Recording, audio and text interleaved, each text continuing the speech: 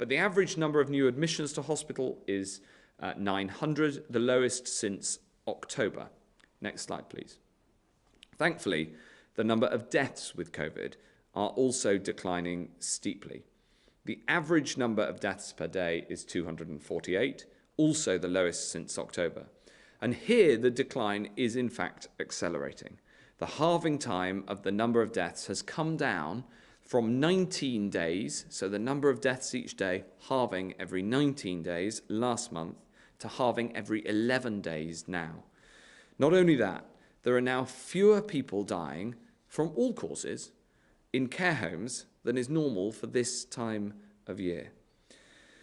Taken together, these three slides show that we're heading in the right direction, although that there is further to go. And what we can also see in the data across the whole UK is that the vaccine programme is working to protect the NHS and saving lives. If we go on to the next slide, the best way to see this is by looking at how fast cases, hospital admissions and deaths are falling.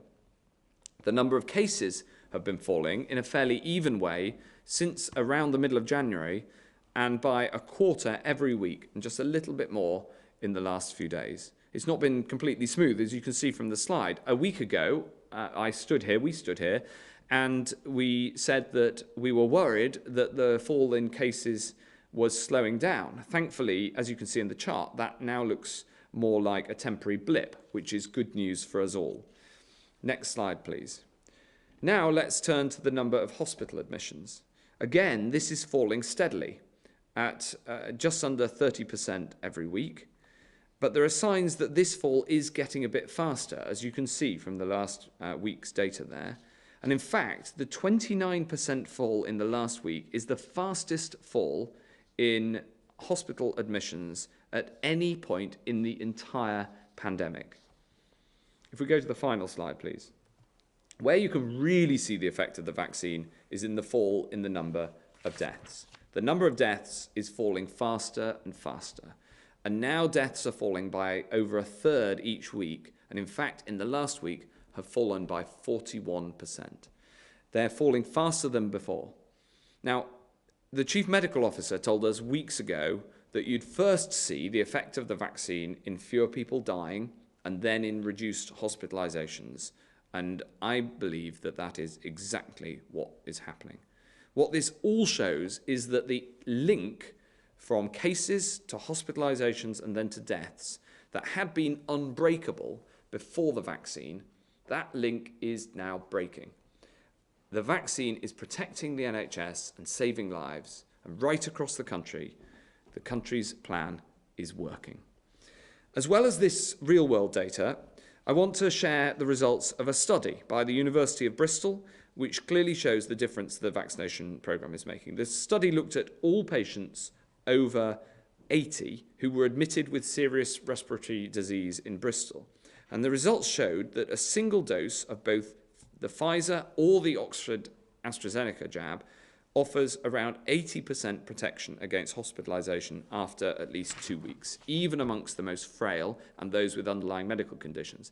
Again, as with the data on this that were published last week, the effect was slightly stronger in the Oxford jab than with Pfizer. And what this corroborates is what we have seen over the past couple of weeks, the hard evidence that vaccines work. They're the best way of securing our freedom because they're the best way of protecting us. As of midnight last night, 21.3 million people had been vaccinated. And I can tell you, for the first time, that we have vaccinated now 2/5 of the entire adult population of the United Kingdom.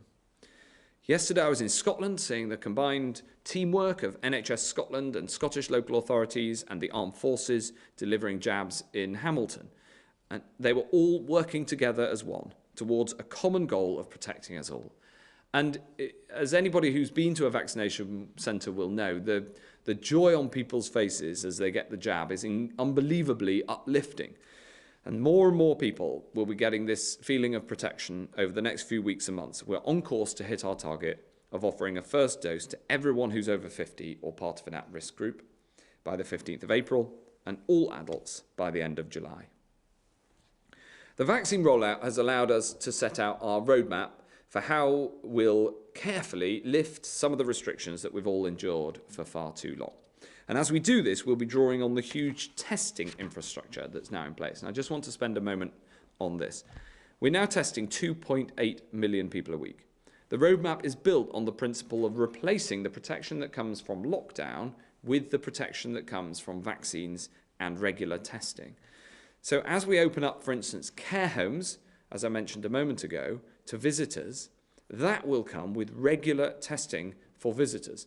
And as schools and colleges return, we'll be giving teachers, staff, parents, secondary and college students and their households access to rapid, regular testing, twice a week, in term time and in holidays. And I urge all those and the households of those who are going back to school or to college next week to take up this offer. One of the most dangerous things about this virus, one of the most dangerous things is that around a third of those who get it don't get any symptoms at all and yet can still pass the disease on to others. That's why it's so important that all of us follow the social distancing and take the precautions that we know we must. Rapid, regular testing is a critical part of our response. And as we do so much more, we can do more because of the huge capacity built up by NHS Test and Trace. So I would urge you, if you're eligible, to participate in one of these regular testing programs, like I do, because that is how we will keep this virus under control as we continue to roll out the vaccine. For more information, go to gov.uk/coronavirus. And I'd urge everybody who's eligible to get that regular testing. Now, I know also that this pandemic has been an anxious time for so many young people, and I just want to spend a moment on this. After all, growing up is tough enough even at the best of times. So in these very difficult times, it's been even tougher. Homeschooling, being unable to meet up with friends, not having regular sport, being stuck at home. I know just how much people are looking forward to going back to school, to seeing friends in a classroom properly, rather than just on Zoom. Monday will be a long-awaited day for many people. But for some, it's also a moment of unease and anxiety. We need to make sure we get the help to young people to help them get through this and get life going again and give them the support that they need. We've worked hard throughout the pandemic to make sure mental health services stay open.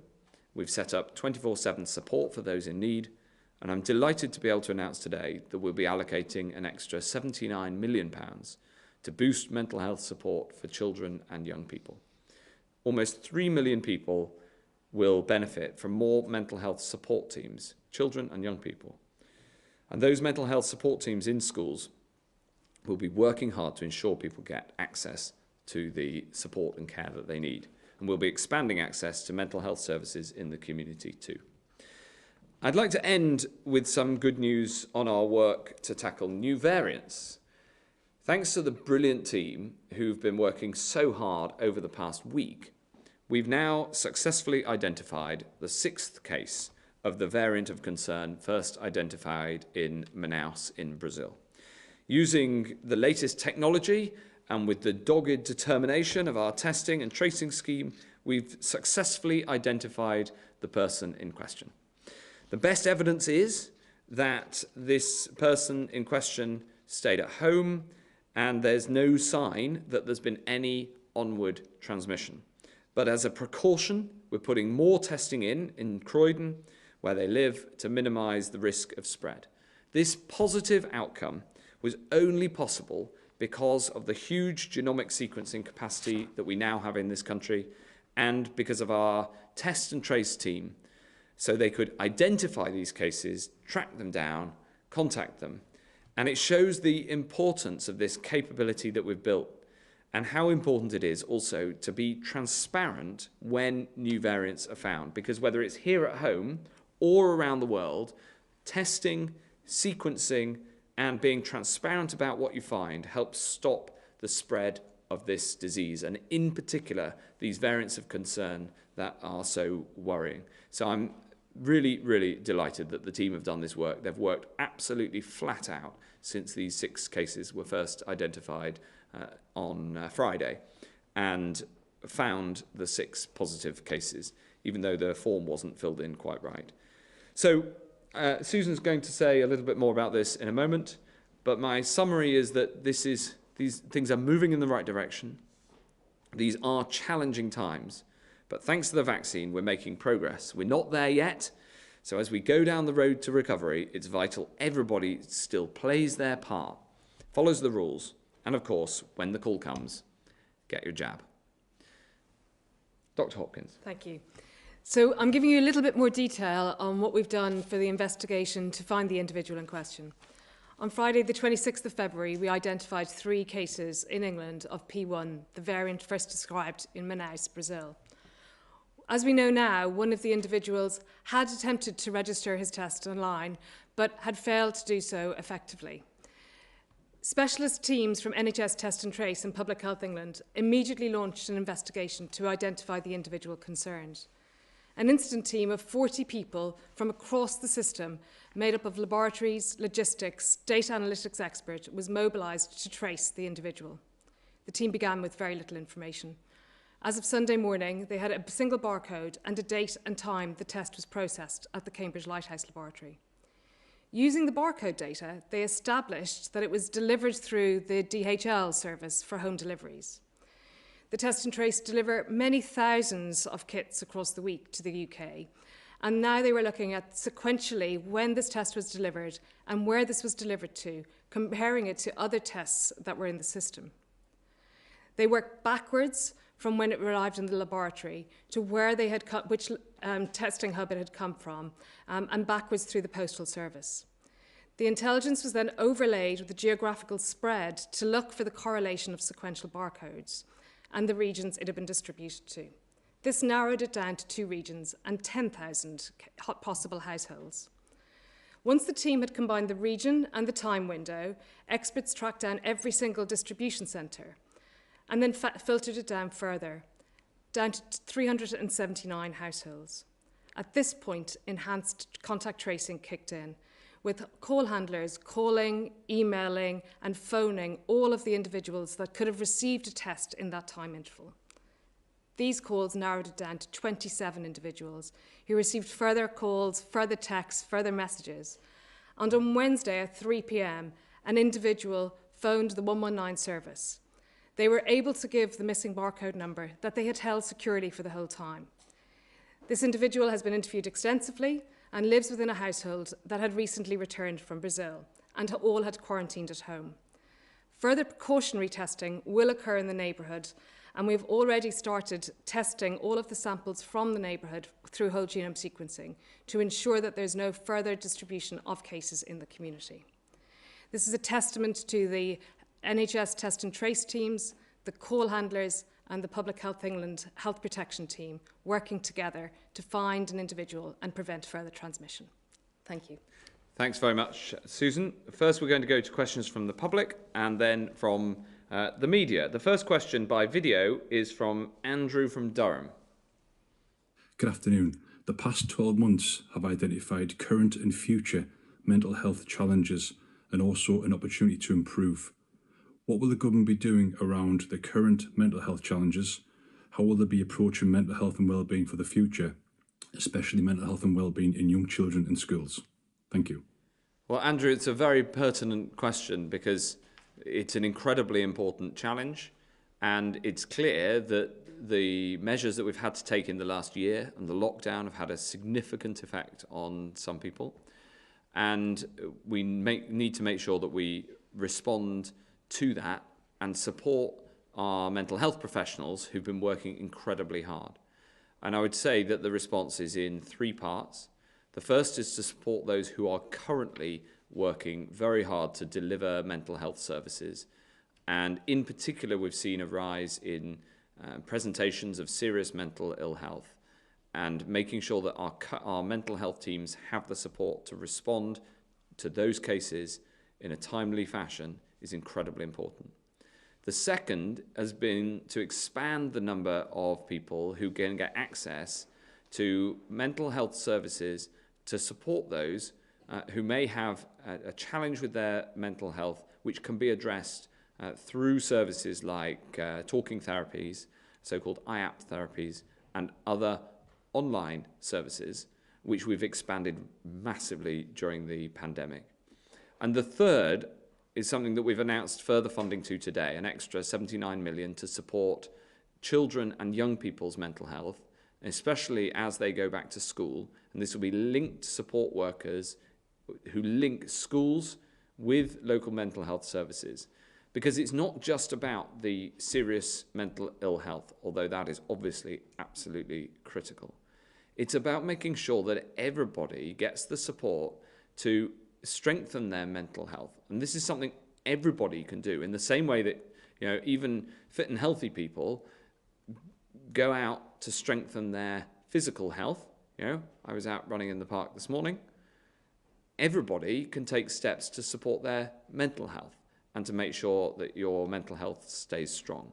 And there's a range of tools available, from the Every Mind Matters tool, which Public Health England have developed, which is excellent, all the way through to the array of NHS mental health services that are available. And we've put in the extra money to make sure that there is that link between children and young people who have challenges with their mental health, who present at school, making sure they can then get access to services so that services are accessible to them. So thank you very much for the question, very timely, and I hope that I've given a full answer. The next question is from Hannah from Cornwall. In order to allow shielding teenagers the chance to return to school with their peers, has the government considered widening the criteria for which under-16s are eligible for the vaccine? Thank you very much, Hannah. I'm going to ask Dr. Hopkins to set out more details because the clinical details are what matters here. But if a child's clinician judges that because of their condition it is appropriate for them to get the vaccine, that is allowed within the rules. That is, but it has to be down to the judgment of an individual clinician. Yes, Susan. so just to add, so JCVI, as you know, have recommended that 16 to 18-year-olds who are in the clinically extremely vulnerable group can be offered the vaccine. And in groups under that age group, it really is a decision for the general practitioner or the specialist in charge of that child's care. We have very little data for children yet, and further data will come through from both studies in children and our monitoring process for any child who's given a vaccine. But this really is an important decision that needs to be driven by the experts involved in the child's care. Thanks, Hannah. That's a very important question. And the critical thing is it is allowed where the child's clinician thinks it's in their best interests. The next question is from Vicky Young at the BBC. Health Secretary, you stood at that podium in May last year and said that nursing deserved fair reward. Is a 1% rise fair? And secondly, we've been hearing a lot about vaccine hesitancy in some places. Do you think that it's now there's a case for mandatory vaccination of NHS staff? Thanks very much, Vicky. Well, I pay tribute again to the incredible work of all those who are working in the NHS, especially over the last few months during this second peak, and it's been incredible. As I said in my opening remarks, these have been challenging times, and one of the challenges that we face as a country is in terms of the financial consequences of the pandemic. And so the evidence that was put forward yesterday was on the basis of affordability. Now, of course, elsewhere in the public sector, there's a pay freeze in place, and we've proposed what we think is affordable to make sure that in the NHS people do get a pay rise. And I think it is fair to take into account all of the considerations, the incredible hard work of those in the NHS, which means that they are not part of the overall public sector pay freeze, and also what's affordable as a nation. And that's the basis on which we've taken the decision.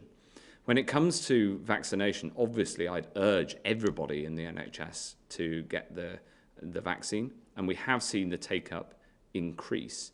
I would like to continue to pursue that because I think that is the best way to ensure that we get as high coverage as we can without having to bring in a mandatory vaccination. We are not going to bring in mandatory vaccination across the board, and at this stage we are not proposing to bring in mandatory vaccination for NHS staff. But as you know, there is a review into these questions that's being led by my friend, the Chancellor of the Duchy of Lancaster, and it will look into the moral, ethical and practical questions about all of these issues. Thanks very much, Vicky. Libby Vina at ITV. Good afternoon, Health Secretary. There are still 12,000 people being treated for COVID in hospital that you've mentioned. How hard did you fight for a more generous pay offer for those who are looking after them? And how hard are you prepared to continue to fight for those NHS workers? And can I ask Dr. Hopkins, how effective do you believe the AstraZeneca vaccine is against the Brazilian variant? Well, Libby, as you know, I am a huge admirer of all those who've worked in the NHS during this pandemic and done so much. And I'm very pleased that the NHS staff have been carved out of the pay freeze. We do have issues of the affordability because of the consequences of the pandemic on the public finances, which were set out in the budget this week. And we have to take those into account, but we have been able to carve out the NHS from the pay freeze that applies to everybody else in the public sector. And I'll hand over to Dr. Hopkins for the second question. Thank you. So from the point of view of AstraZeneca, we do not yet have laboratory or clinical data to show the vaccine effectiveness or neutralization studies for the P1 variant from Brazil. However, as you know, we have some data from B1351, the variant that first emerged in South Africa, and we expect that it should at least perform in a similar way.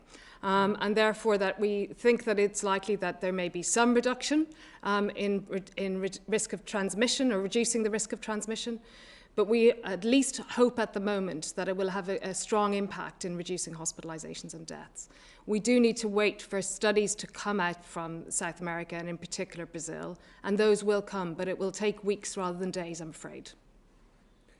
Thanks very much. Next question is Ashish Joshi from Sky. Good afternoon, Health Secretary. Good afternoon, Dr. Hopkins. Health Secretary, there'll be people at home who've just listened to what you've said and will be incredulous at the language you've used, this brilliant success of taking a week to find one individual. What does that say about our test and trace system a year on into the pandemic? And Dr. Hopkins, how helpful would it be to you and your colleagues if we closed our borders now? On the first question, I think it's an absolute tribute to the team at NHS Test and Trace and Public Health England and all those who've been involved in this search, that despite the fact that this case was one of the very, very few where the correct details weren't attached to the test itself, which happens in 99.9% of cases, that despite the fact it was in that 0.1% where that doesn't happen, they managed to track down this individual. And I think it's reassuring that all the evidence shows that that individual and all 6, 3 in Scotland, 3 in England, that we have where we found this variant of concern, followed the rules, and we obviously have put in the testing around that. And the final point I'd make on this before handing over to Dr. Hopkins is we wouldn't know about any of this without the huge testing capacity and the sequencing capacity. You know, we sequence just under half of all these genetic sequences in the world in this country because of that capacity that we've built.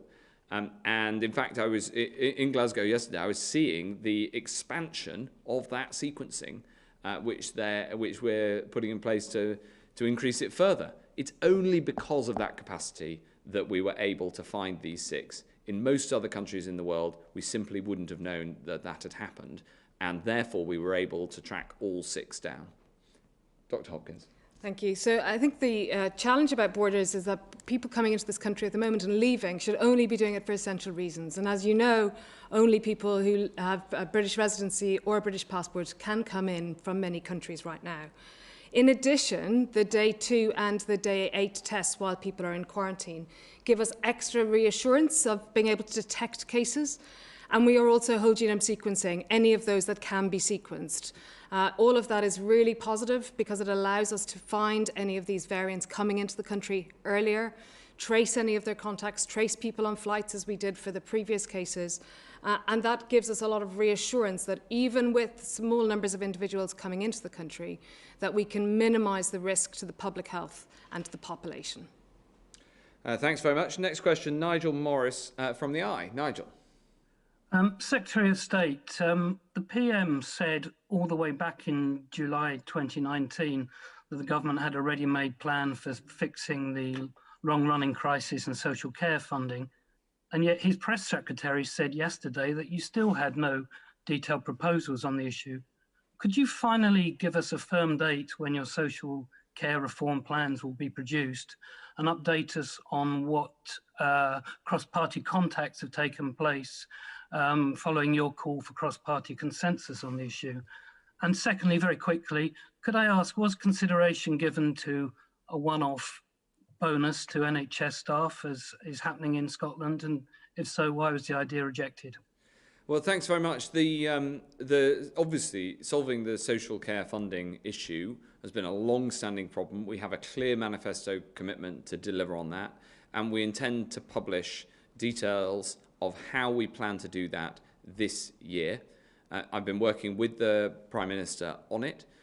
Clearly, before the pandemic, we were starting to work immediately after the election on this.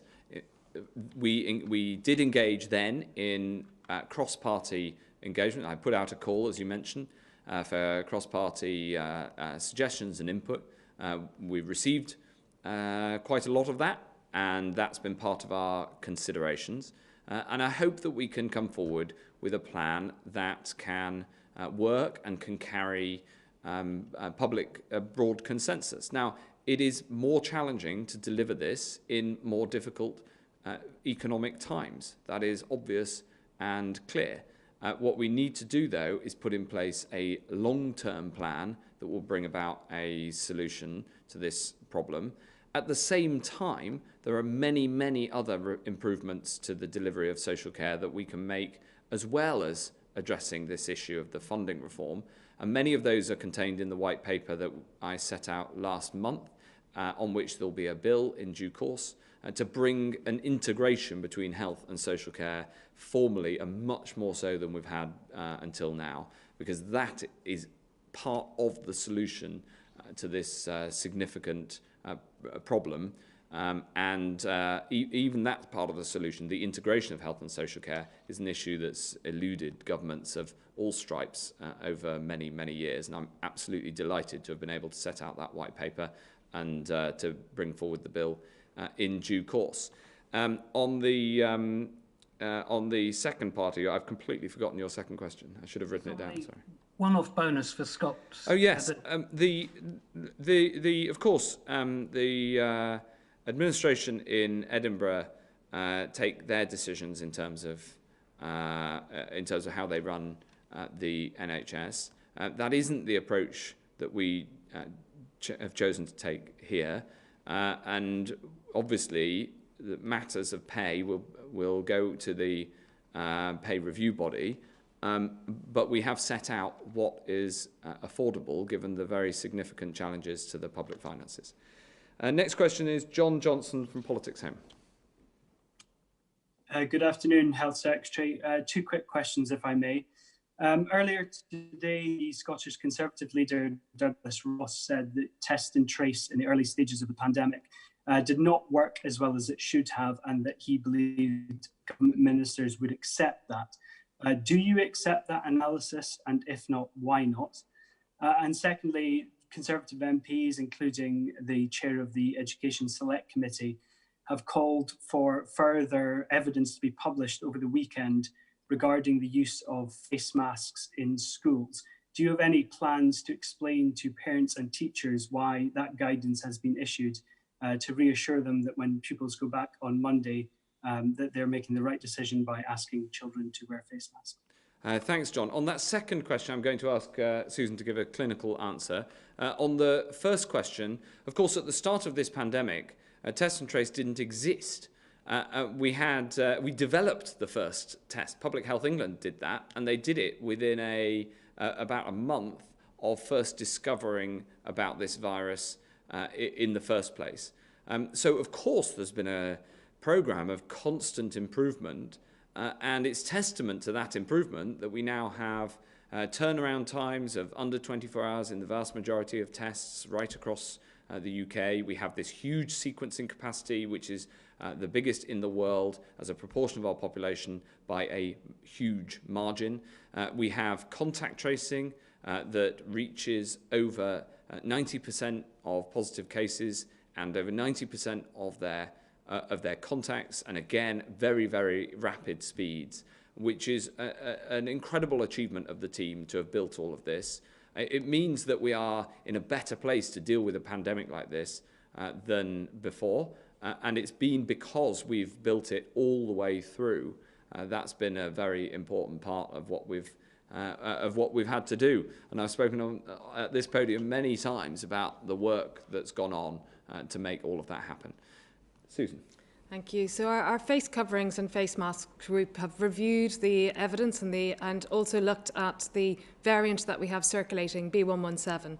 It was with that variant and with the increased transmissions that we were seeing around the school environment, not just in the school, but on the way to school, especially in secondary schools, that the advice for secondary school children to wear masks in the classroom and in corridors whilst moving around the school came as part of the advice package to reduce the risk in secondary schools on the return on March the 8th.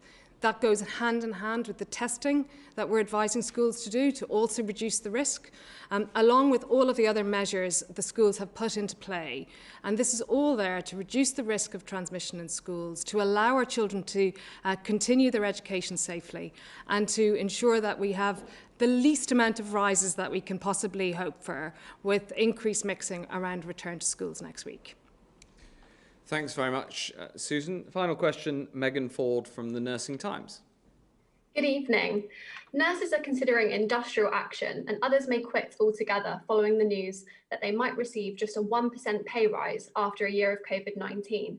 So my question is, how do you expect to stabilise the NHS and complete the vaccination programme without nurses on the ground? Well, Megan, it's an incredibly important point that we need more nurses. Not just the nurses who we have now, and we have a clear manifesto commitment to 50,000 more nurses in the NHS, and I'm delighted that there's more than 10,000 more nurses who've joined the NHS over the last 12 months. Also, we've seen an increase in 34%, so more than a third, in the applications to nursing.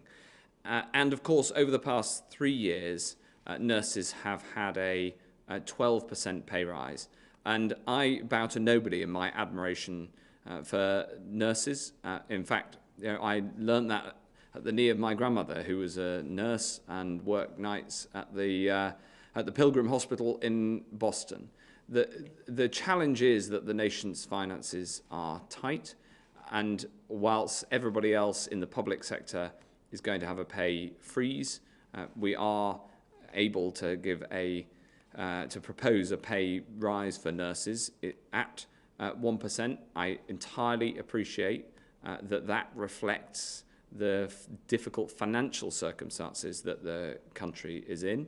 But what I'd say to every nurse who's watching and everybody who has worked so hard is we have, over this pandemic, pulled together in an incredible way. And I really hope that we can continue doing that, both to deliver for patients and also to support our NHS and to welcome many, many more nurses into the NHS over the years ahead.